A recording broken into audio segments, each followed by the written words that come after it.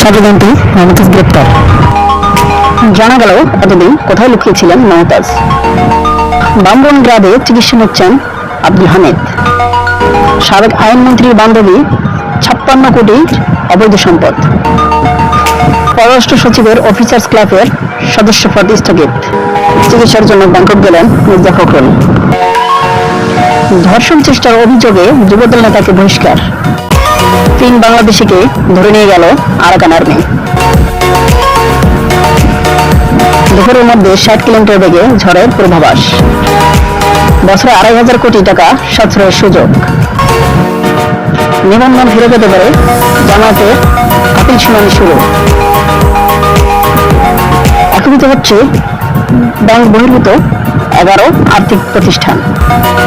পরিত্যক্ত প্লাস্টিকের বোতলে তৈরি পরিবেশ বান্ধব বাড়ি। মধ্যপ্রাচ্যের উদ্দেশ্যে যুক্তরাষ্ট্র ছাড়লেন ট্রাম্প।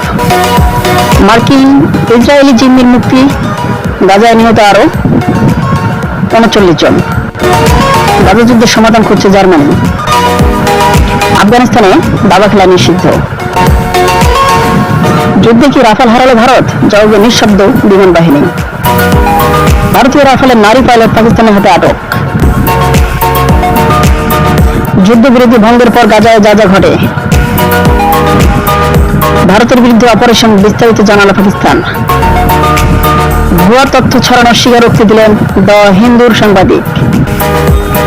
হঠাৎ কেন ঢাকা ছাড়লেন পাকিস্তান হাইকমিশনার? ভারত পাকিস্তান যুদ্ধে প্রকৃতভাবে লাভবান হয়েছে অস্ত্র ব্যবসায়ীরা।